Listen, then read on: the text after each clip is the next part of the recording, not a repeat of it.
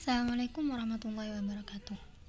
Saya dari kelompok 1 akan menerangkan tentang bahasa dalam linguistik Arabi yang dibimbing oleh Ibu Aisyah Ajhuri MPD. Nah, pada kelompok kami terdiri atas 3 orang, yakni saya sendiri, Ramdhani Azisti, kemudian ada Yasinta Triadisti, dan selanjutnya ada Alfian Syahrul Amin. Di kelompok 1 ini kami akan menerangkan tentang bahasa. Nah, sudah tahu kan apa itu bahasa dan juga pokok-pokok bahasa. Karena dalam hal ini yang menerangkan bahasa dan juga pokok-pokok bahasa yakni telah diterangkan pada bagian pertama, yang mana telah disampaikan oleh teman rekan kami, yakni Alfian Syahrul Amin. Nah, ngebahas tentang bahasa nih, pasti ada yang namanya fungsi bahasa. Nah, oke.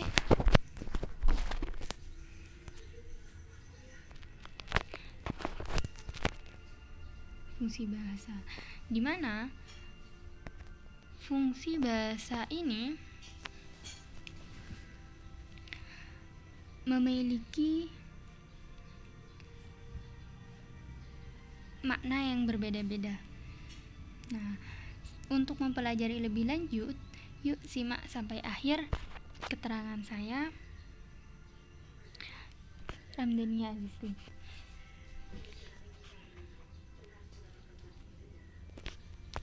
Untuk yang pertama,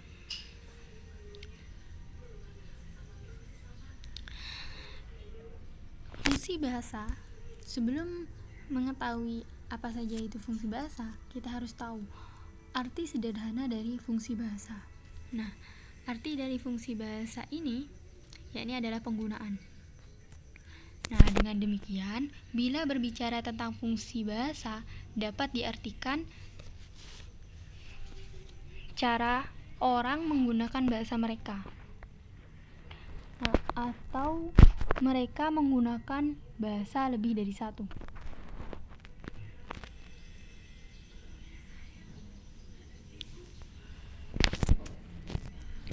Kemudian ada Cher dan Agustina tahun 1995.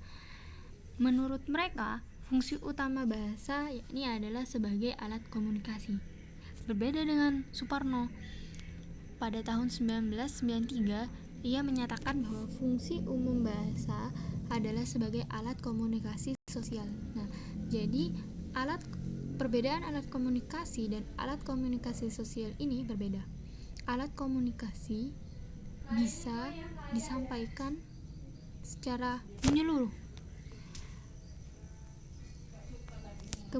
Tapi kalau alat komunikasi sosial ini hanya khusus saja untuk sosial, yakni untuk sesama manusia, sesama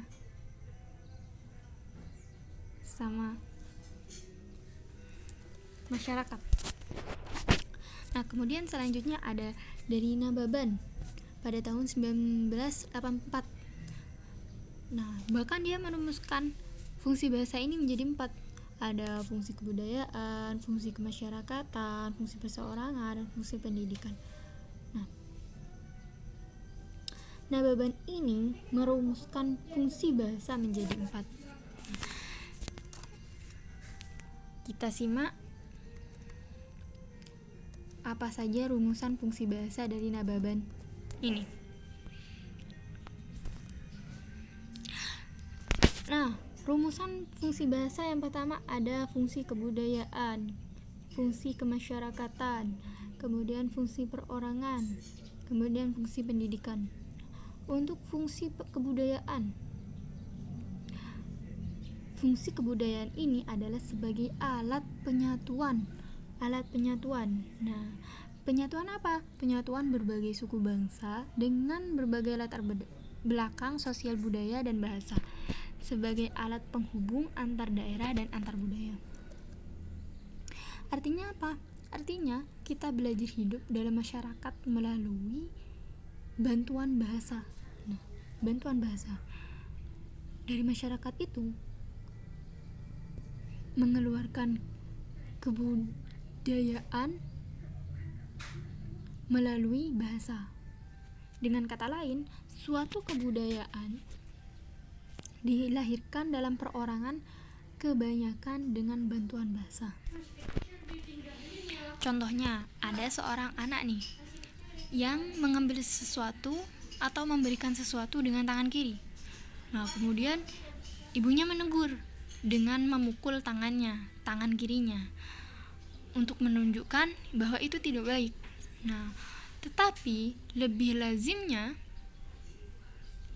pukulan tangan itu disertai peringatan tidak baik menggunakan dengan tangan kiri. Nah, seperti itu.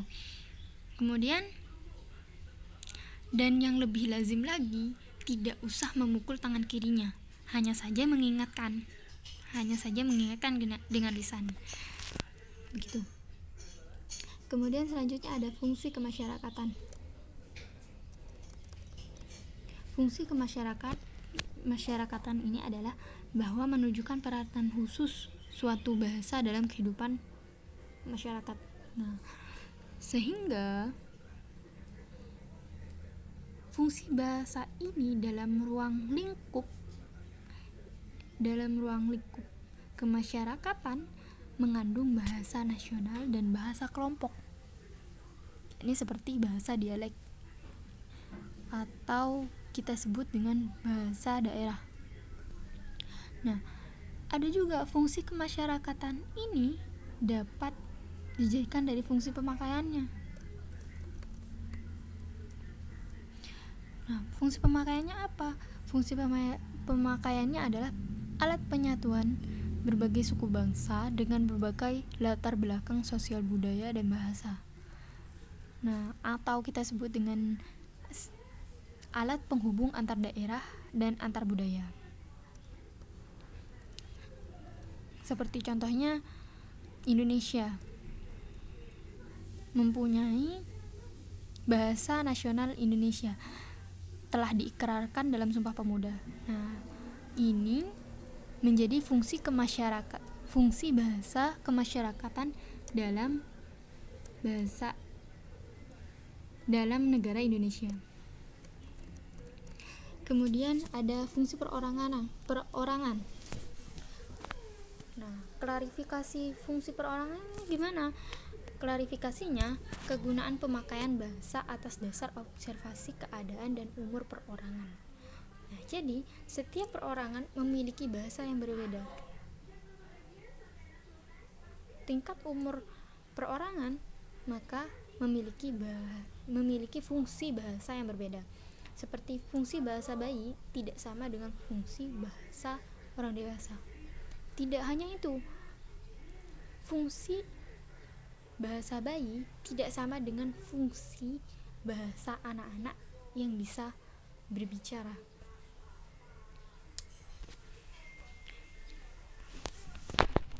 Nah, kemudian fungsi bayi ini biasanya disebut dengan fungsi instrumental, yakni ungkapan bahasa bayi untuk meminta sesuatu, yakni seperti makanan, barang, atau sebagainya. Kemudian di tingkat anak kecil ada yang namanya fungsi hayalan. Nah, fungsi hayalan ini yakni adalah ungkapan yang mengajak pendengar untuk berpura-pura seperti pada anak-anak kalau bermain rumah-rumahan atau sekolah-sekolahan, dan banyak sastra-sastra yang mengandung arti fungsi hayalan ini.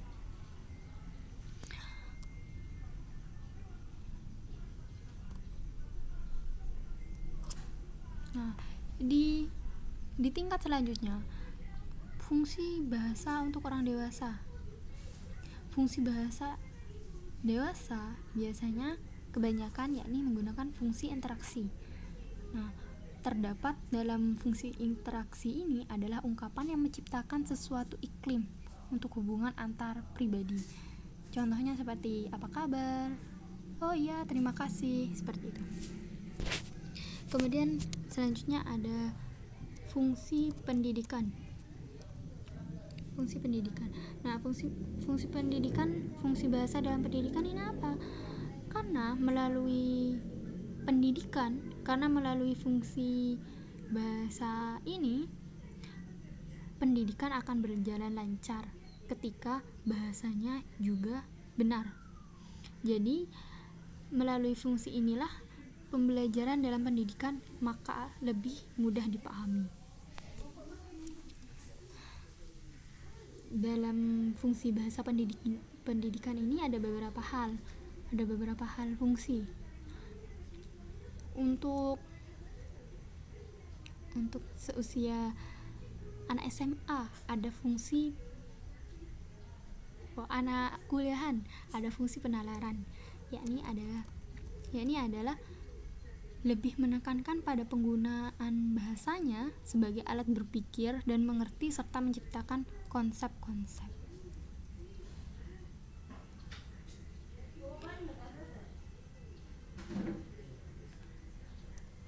Mungkin hanya itu saja yang bisa saya sampaikan. Kurang lebihnya mohon maaf.